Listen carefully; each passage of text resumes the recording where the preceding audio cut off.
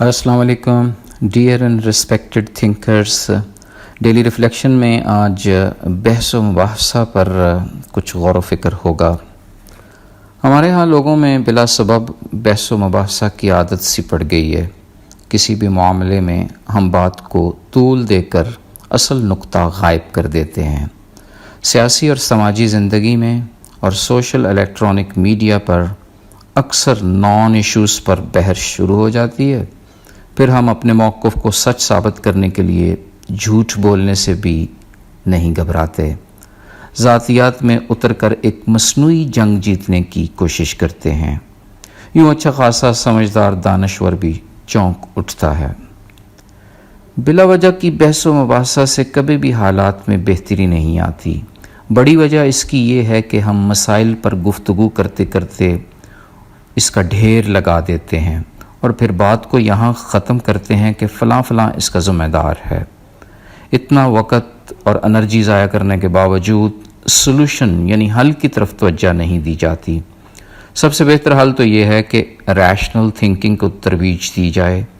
اس قسم کی تھنکنگ میں گفتگو کو ایک محدود دائرہ میں رکھ کر مکمل کرنے کی ضرورت ہوتی ہے، اور یہ کہ ہر ایک کی رائے کو تحمل سے سننے اور احترام دینے کی ضرورت رہتی ہے۔ پھر عقلی بنیادوں پر کی گئی گفتگو میں تو ساری توجہ مسئلہ کے حل کی طرف ہوتی ہے، نہ کہ اس کی ہسٹری کی جانب۔ اگر بات دلائل پر ہوگی، منطقی اور اصولوں کے مطابق ہوگی، تو پھر یقیناً اس کا حل بھی نکل آئے گا۔ اگر ہماری بحث اجماع اور اجتہاد کے طرز فکر پر ہو تو پھر ایک پائیدار قسم کا اتفاق رائے قائم ہوگا، جو وقت کی اس دور میں سب سے بڑی ضرورت ہے۔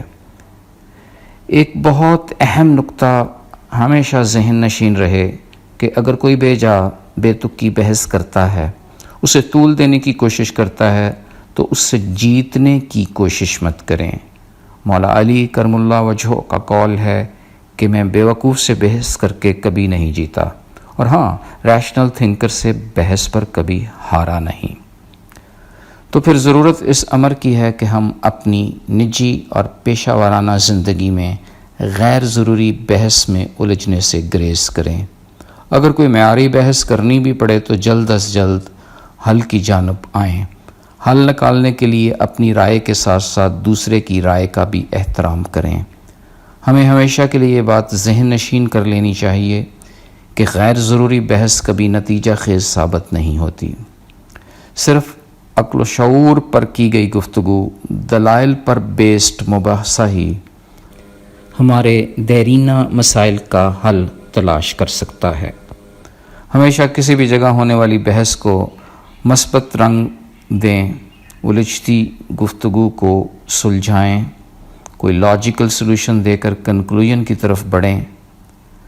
ذہن میں رہے کہ بے جا بحث ہمیں علمی، عقلی اور جذباتی لحاظ سے کمزور کرتی ہے، جس سے بالآخر قوم زوال کا شکار ہوتی ہے۔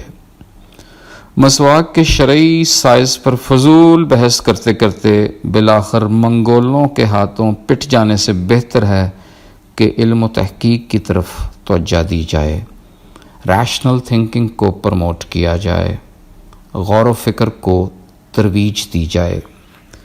کسی بھی سطح پر فضول بحث و مباحثہ ہماری شکست کا باعث بنتا ہے، جبکہ لاجیکل اور ریشنل تھنکنگ پر مبنی مختصر ڈسکشن ہمیں کسی بھی حل کی جانب لے جاتی ہے۔